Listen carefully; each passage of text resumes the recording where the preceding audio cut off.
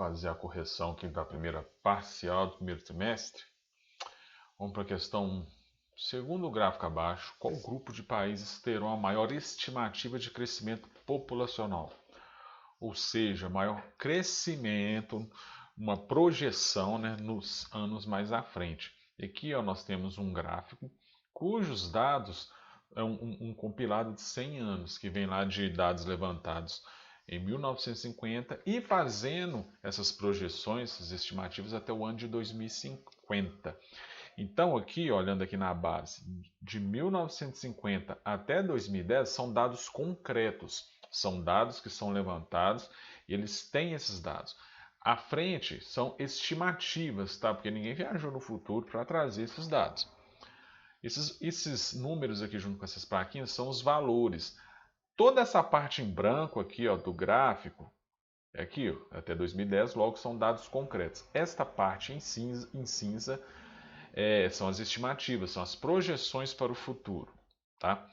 Em pontilhado, nós temos aí os países em desenvolvimento e na linha sólida a representação dos países desenvolvidos.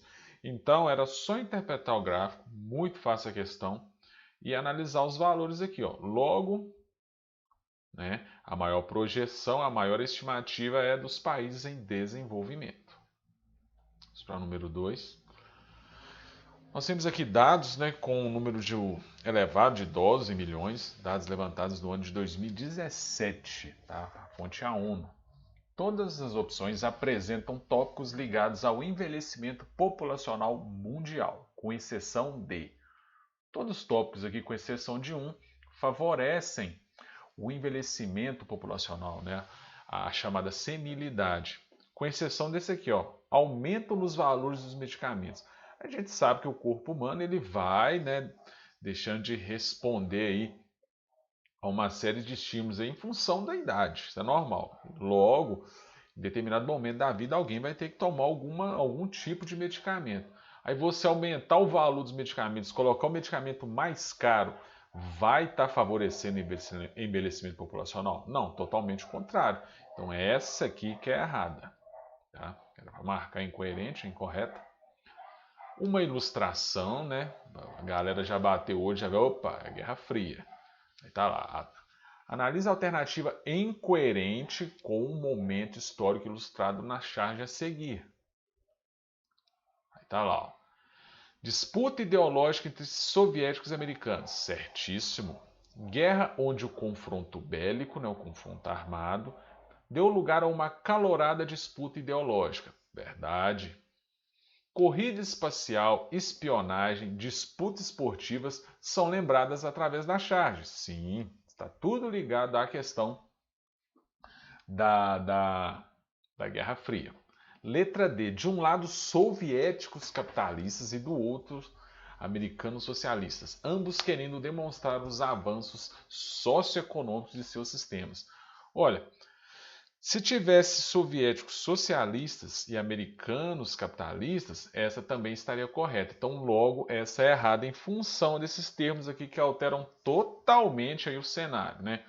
Altera totalmente aí o cenário de cada um dos países aí. E tal fato ocorreu após o término da Segunda Guerra Mundial. Também é verdade. Vamos passar para número 4. Discorra sobre o que é o capitalismo e o socialismo. Aqui eu coloquei as diferenças, pessoal.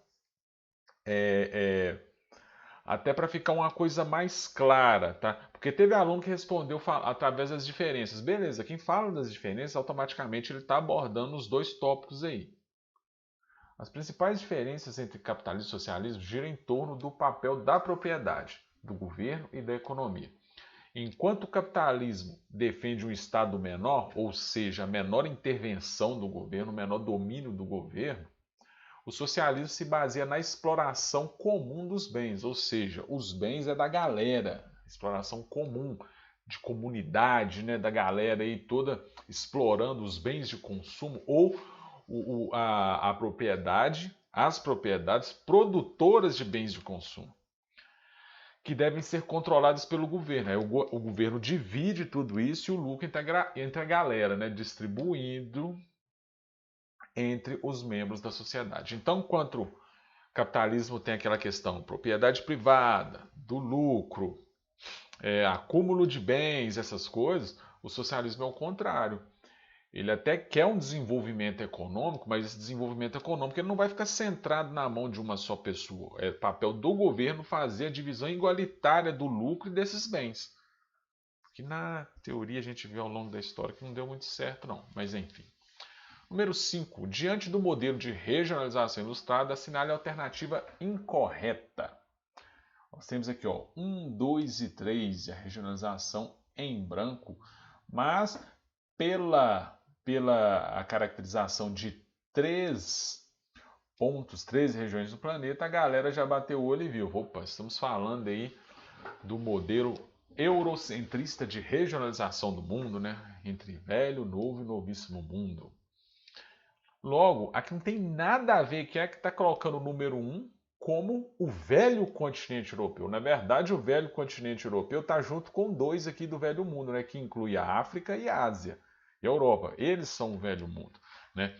A região, segundo o eurocentrismo aí, que tem as civilizações mais antigas, né? Egito, Cartago, Grécia, logo eles se viam como o centro de tudo, de toda a produção tecnológica e histórica. E à medida que eles foram descobrindo e colonizando outros continentes, eles iam dando os rótulos. O que foi primeiro o descoberto eles foi o continente americano.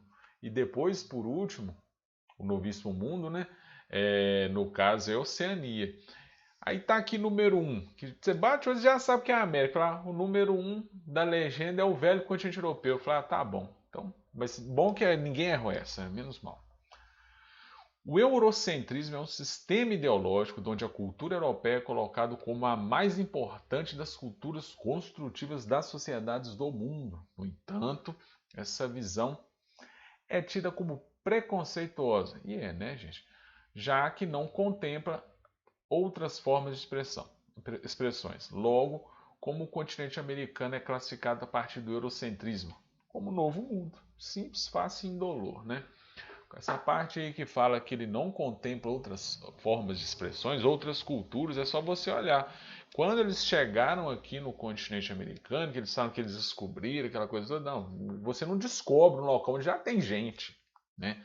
É só você pensar nas civilizações Inca e Maia com um altíssimo grau de organização social e tecnológico. Então, isso é meio que literalmente balela. Eles estavam se achando demais nessa época.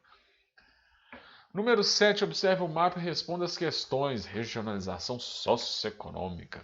O que é uma região? Isso aí já é genérico, né? 7º ano, que é de boa. Região é a grande extensão de terreno. É um território que, pelo clima, solo, vegetação e produção econômica e outras características próprias, se diferenciam dos territórios próximos. É uma área delimitada, demarcada e estabelecida. Aquela questão que eu falo para vocês, né? Você tem semelhanças entre locais, logo, essas semelhanças fazem com que esses locais estejam juntos em uma mesma região.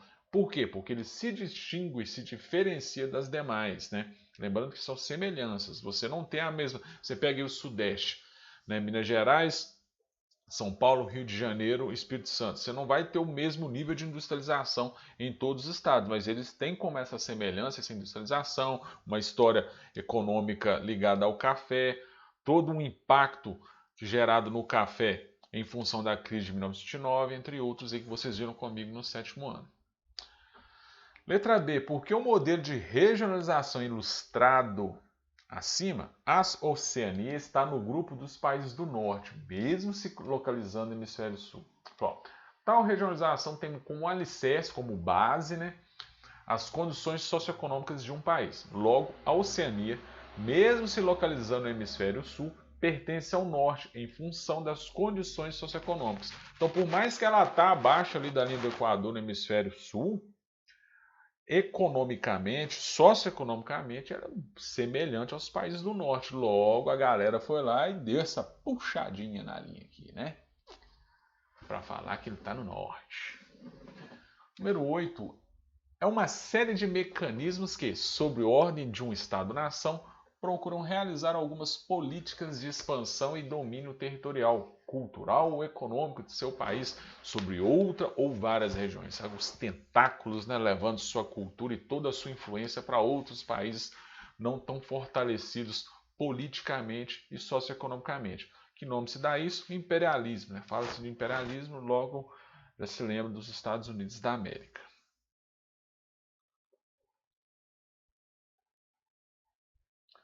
A número 10 aqui, a última. A corrida espacial foi um dos acontecimentos mais espetaculares da humanidade. No entanto, o objetivo não era apenas explorar o universo. Aí está lá, sinal alternativa que expressa quais eram os outros propósitos da corrida espacial. Primeiro, né, a reafirmação aí de melhor sistema, né? E a principal é essa aí, ó, desenvolver mísseis intercontinentais, é algo que eles trabalham até hoje, e construir um escudo que protegesse cada nação dos mísseis do país inimigo. A parte final é um pouco meio viagem, mas só que na época eles estavam com uma produção tecnológica tão grande que eles, né, iam explorando para se arriscar. Então é isso aí, pessoal. Finalizamos a correção. Qualquer dúvida é só vocês me procurarem. Abraço.